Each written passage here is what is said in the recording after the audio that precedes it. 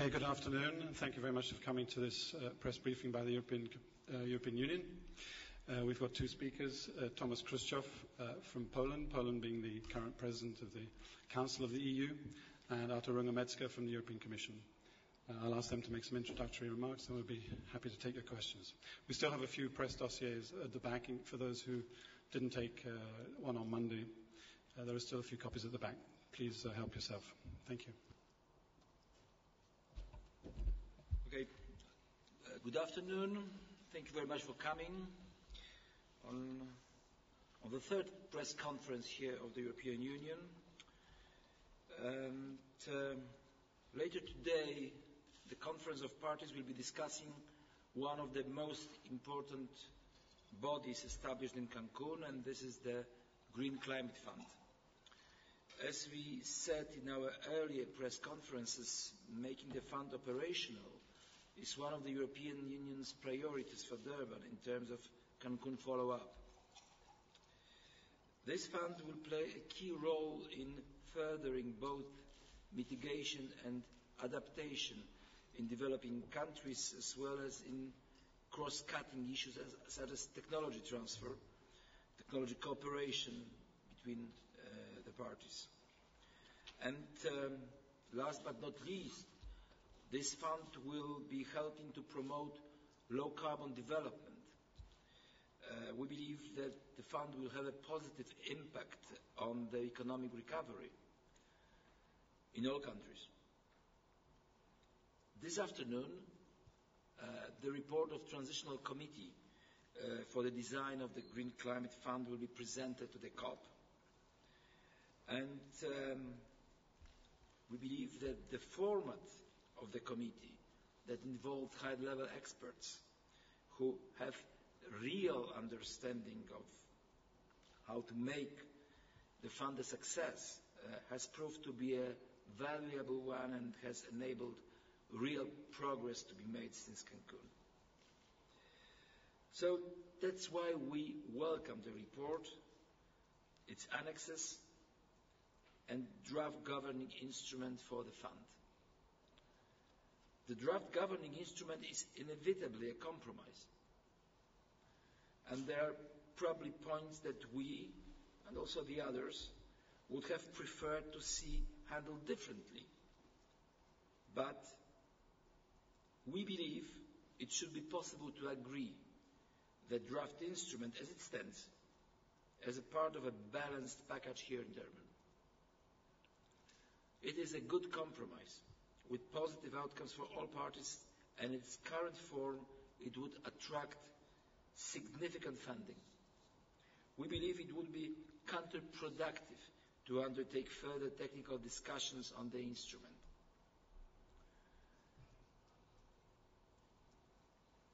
There is a very delicate balance in this document, and we need to keep this balance. Making the fund operational will, of course, require some interim arrangements, and the Transitional Committee has made some recommendation on this. The EU generally supports this recommendation as a good basis, and we trust that COP presidency will find the right approach to turn this into a decision here in Durban. In the context of a satisfactory outcome on the Green Climate Fund, as well as on an overall package from Durban, we want to see the board of the fund start working as early as possible in 2012. And I think it's now maybe a good time to say a few words by Artur to supplement what I said before we open the floor for your questions. Thank you.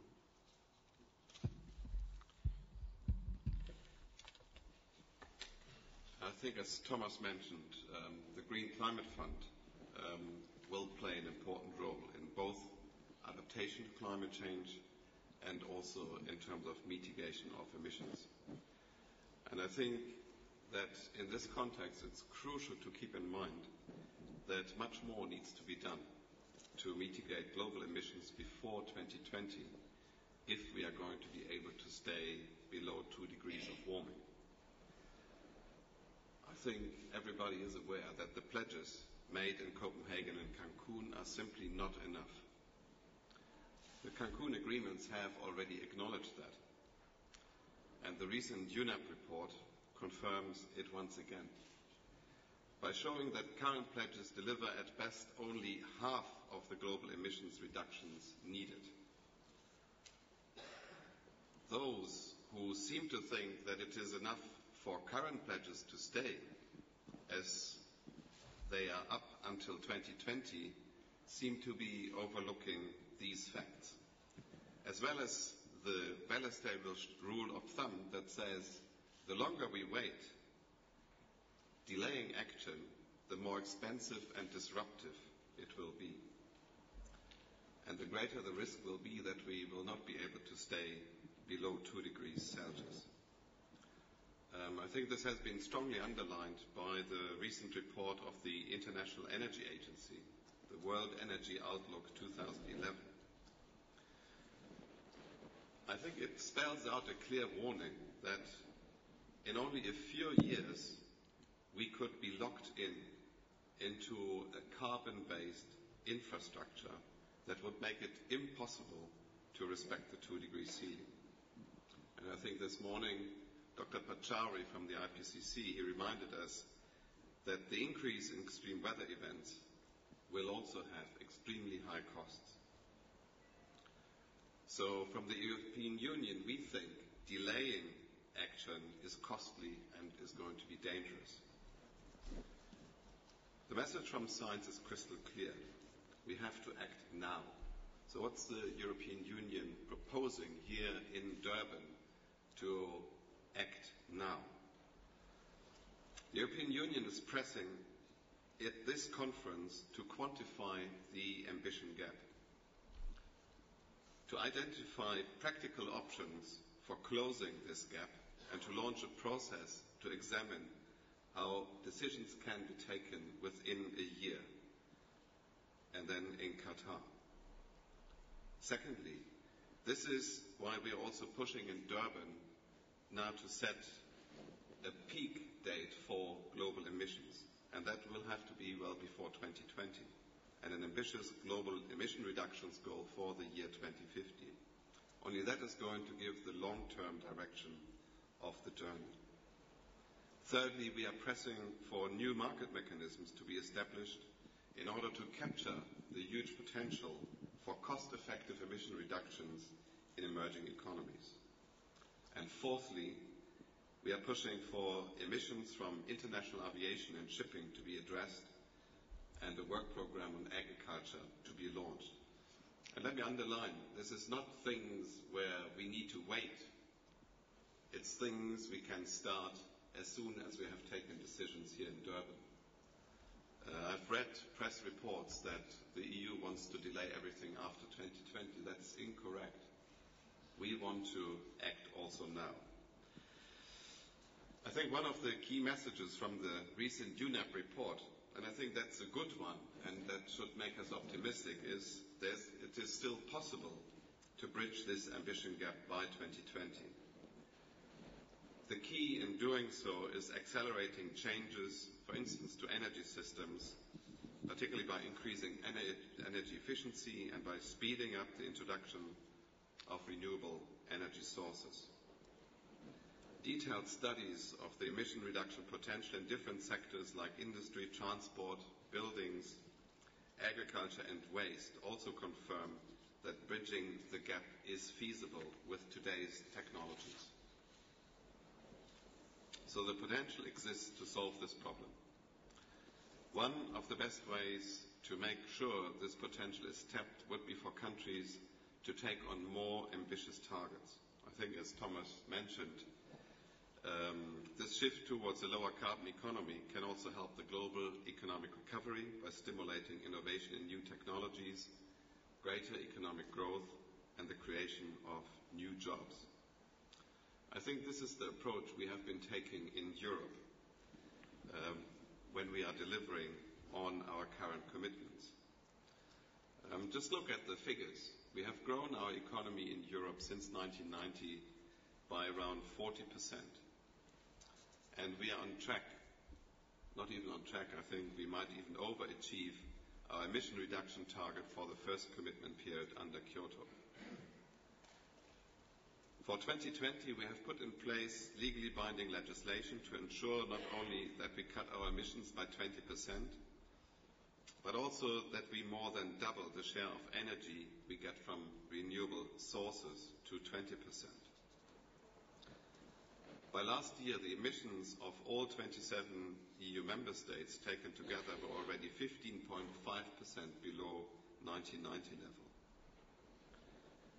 Our offer to scale up our emission reduction target for 2020 to 30%, if other major economies agree to do their fair share, remains on the table. It's not going to be taken off the table. In the longer term, the EU is committed to reduce its emissions by 80 to 95% compared to 1990 levels by the year 2050. Of course, in the context that developed countries as a group also make cuts of this magnitude. And earlier this year, the European Commission published a roadmap that sets out a cost-effective pathway for making this transition. I think I should be stopping here at this point and maybe invite for questions. So what is really important in terms of what I want to say is that we think that action is necessary in the coming years. When we talk about a new framework, I think this is something that can be negotiated in the coming years. But in the meantime, we can do our utmost to up our level of efforts in the different countries. And there are so many good examples around that show that this can be done effectively. Thanks. Thank you very much. So we'd be happy to take your questions. If you could please identify yourself and the organization you work for and say whether your question is directed to anyone in particular. Yeah, please, yeah.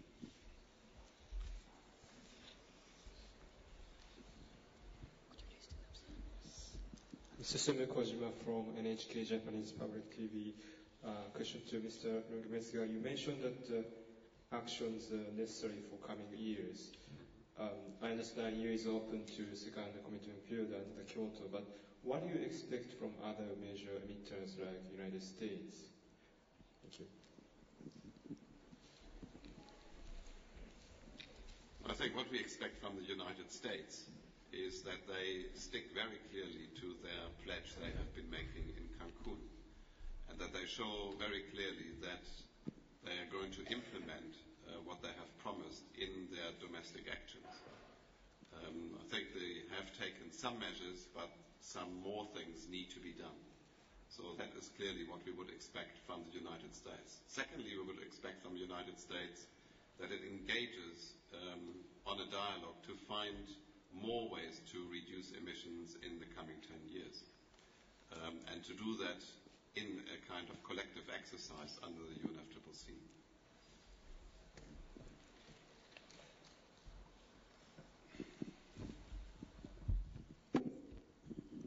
Thank you. Andre Leroux, Media 24, Johannesburg. The question is to Thomas.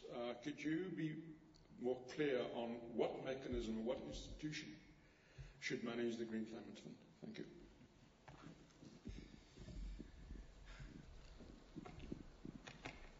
Well, I think it's the answer is in the report of the Transitional Committee. Green Climate Fund, we believe that should be as professional as possible, as detached from policy as possible. So the Transitional Committee made clear recommendation. We have the decisions from Cancun about standing committee. We have the provisions for establishing the board in the proposal from Cape Town. So, well, I'm not going to say now what kind of institution could manage it, but definitely the institution that would assure professional management, the institution that would assure that the people who would be responsible for effective management of money, that would be the funds that would be put into the Green Climate Fund, would not be policymakers, but the bankers rather.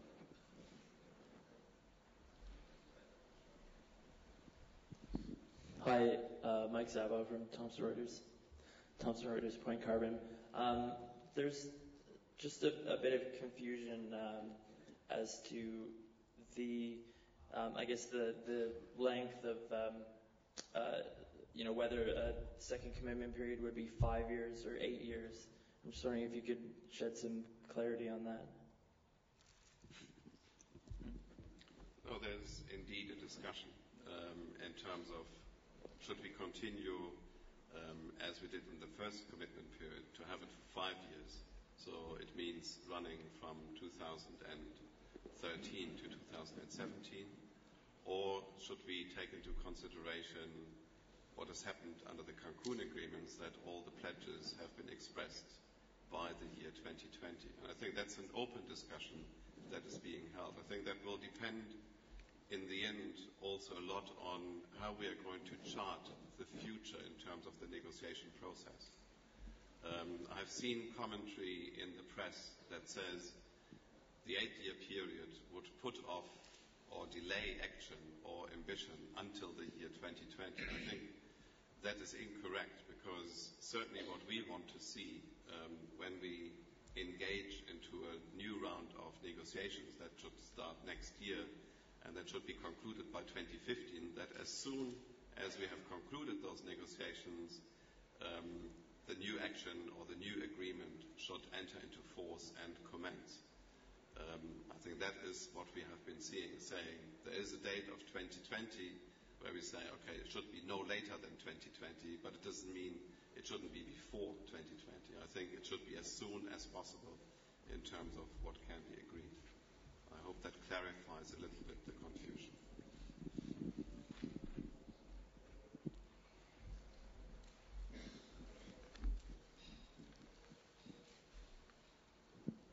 Thank you.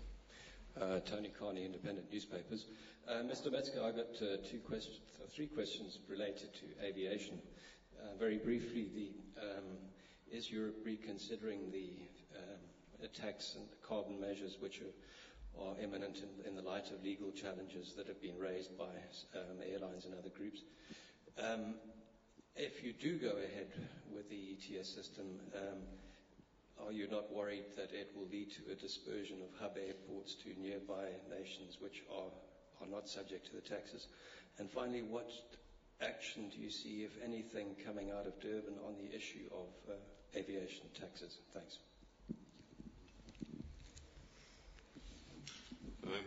I think these are simple answers, because there's no possibility to reconsider. What we are talking of is a piece of legislation that is in effect in Europe. So it's not something an administration could take off the table. It's the legislator, that means the European Union Parliament, and the 27 member states who have decided on this piece of legislation, and that is coming into effect in terms of adding aviation to the ETS on the 1st of January 2012. What we have also said is, with that piece of legislation, we think that this is a kind of second best way to move forward. What we are striving to is a global system, and we have features built into our piece of legislation that provide incentives for other countries also to take action on aviation. There's an issue in terms of the incoming legs that could be exempted if there is a kind of equivalent action from the other countries. In terms of if we go ahead, will it lead to airplanes just landing in hubs nearby? We have looked at that risk in our economic analysis, and we think that the economic burden that is being put onto each of the tickets, that this is not big enough in order to warrant kind of deviating flights from European airports. You know, it's a matter of convenience, isn't it, that many European passengers, if they come to South Africa or they go to the East Asian countries for holidays, they don't want to kind of take a flight from Munich and then stop somewhere just outside Europe, change planes again. That takes a lot of time. So I think it is more convenient, and it will still be cheaper to do direct flights to South Africa, to other nice places where people want to go to.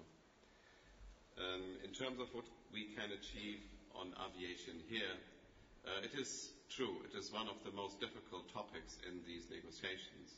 Relatively little has been happening or we can say since 1992, since we have been starting negotiating on climate change in this issue. We hope that we can convince our colleagues that more needs to be done. I think the vision of the European Union is that we might set some rough direction on what should happen on aviation here in the context of the UNFCCC, and then we would ask ICAO, the International Civil Aviation Organization, to take this forward. At the moment, there's quite some work ongoing in ICAO on market-based mechanisms or measures that they're going to look at, particularly in the coming year. So we hope that this will then accelerate the work in the context of ICAO, which is the place where I think aviation should be regulated when it comes to global measures.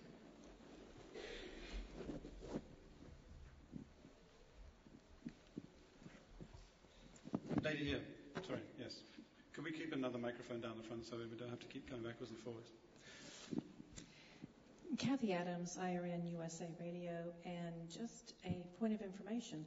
Is there another example within the UN system of such a fee or a tax on aviation or any other service that you can put your finger on?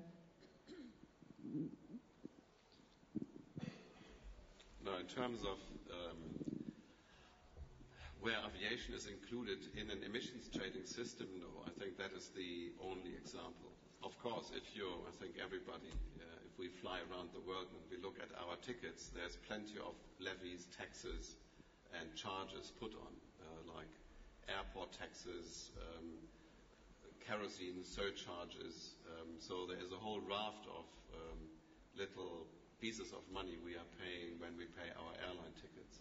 So from that point of view, there's different things, like you have departure taxes from US airports as you have them in many other countries. And these taxes, if you compare them to the cost of including aviation into the ETS as of next year, are in most cases significantly higher.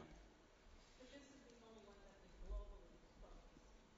Pardon? The others are collected by nations, but this one would be globally focused. Oh, maybe then I misunderstood your question. I think what your colleague was referring to is the inclusion of aviation into the European Union emissions trading system. That's a regional measure that applies to all flights that come into Europe or depart from Europe. So it doesn't, for instance, apply to flights that go across Europe. That doesn't matter. You have to land or depart. So in that respect, there is some similarity to departure taxes or charges from other airports. So it's a regional measure. Can I have a show of hands of how many more questions we've got? 1, 2, 3. Okay, we'll take them all together. We're running out of time. So if you could bring the microphone round, we'll ask the question and then we'll answer them all together. Thank you. Daily newspaper Klassekampen based in Oslo. I wonder about these conditions you set for going into a second commitment period. You say the establishment of one or more new market-based mechanism. Does that include a market-based mechanism for forest or rainforest?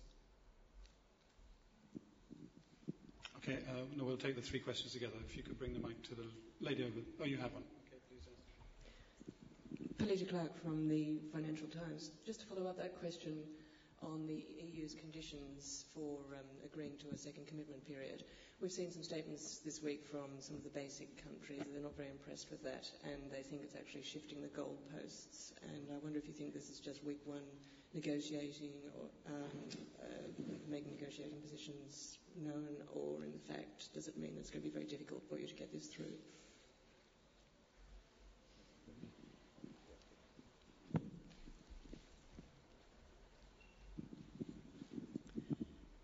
It's Sue Blaine, Business Day, South Africa. The African group, the UNEP, and some other countries have all said that the commitments from industrialized nations are actually smaller than commitments from the developing world. I know that you're going to meet your targets, but do you have a comment on that?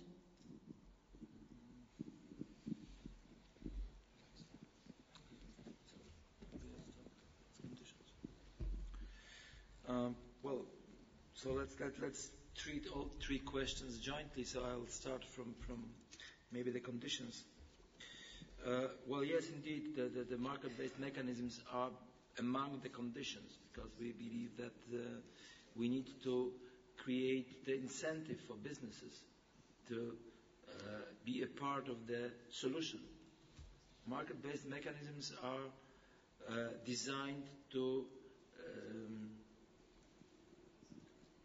have as efficiently managed emission reductions as possible. That's the whole emission trading scheme, the whole market approaches are about making the efforts efficient and attractive for businesses. It will be by far better to take actions rather than wait for the taxations, wait for other enforcement measures. We need these actions to happen now. So I know that there are many who say that let's wait for 2015, let's wait for the results of the review, let's see what will the fifth assessment report of IPCC say, and then we'll start doing things. No, we believe that unless we start doing things now, before 2020, it will be extremely difficult to resolve the issues of restructuring the economies after 2020. That's what Arthur referred to saying about the lock-in, technological lock-in, if we don't do anything now. It's not possible to wait. If we build a whole new lot of carbon-intensive power generation plants, it means that they will stay until 2050 at least. That's the usual lifespan of this kind of installations, 40, 50, sometimes even more years. So how we could be realistically able to solve the problems of the world after 2020 if we don't start, preventing this lock-in now. And the market-based mechanisms are meant to help in providing the solutions, viable solutions, for the whole sectors and also for the whole countries to start restructuring their economies into more resilient, low-carbon mode. So that's the whole concept, why we think that the market-based mechanisms are essential, especially new market-based mechanisms that would address the whole sectors or the country economies. Yeah. Maybe just should add that you were referring to whether forest and rainforest would be included in that. In Cancun, we have set out for forest and rainforest a kind of three-stage approach, which goes through kind of institution building, capacity building, putting in place the right framework, the monitoring systems. And then the kind of stage 3 is where we talk about performance-based payments. In the longer term, that might be a link to the market. But there are so many issues that need to be sorted out first to make sure that these are credible credits that you put into the market. So I wouldn't foresee that this is something that could be decided here in Durban. On the second question, the shifting the goalposts, I think that in effect the goalposts have been shifted, not by the European Union. You know, the European Union, when we moved into the Bali Action Plan, we said there will be the second commitment period under Kyoto, and there will be an outcome also on the convention side. What the EU believed was that this would be a legal outcome. This legal outcome has not materialized. It hasn't materialized in Copenhagen. There's no legal outcome in Cancun, and there will be no legal outcome in Durban. So the question really is, who has been shifting goalposts? Certainly not the EU. Are the efforts of developing countries larger than those of developed countries? That's a very difficult question, and I don't think that we have an answer to that. I know that there is reports around that make calculations, and the level of effort always depends on what you assume, what is your business as usual, if you would not apply those kinds of policies.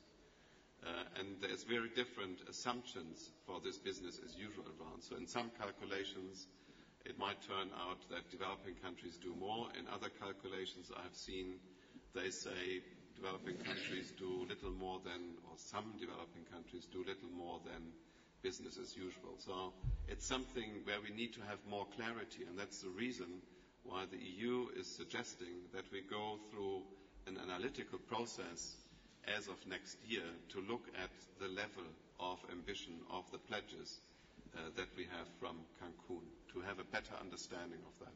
That is absolutely necessary. I think we can throw figures at each other and blame each other, but that is not going to take us forward. What we need is solid analysis and a collective approach to that in the context of the UN. Thanks. Okay, thank you very much. I'm afraid we're out of time, so that's it for today. We'll have another press briefing on Friday at the same time. See you then. Thank you. Bye-bye.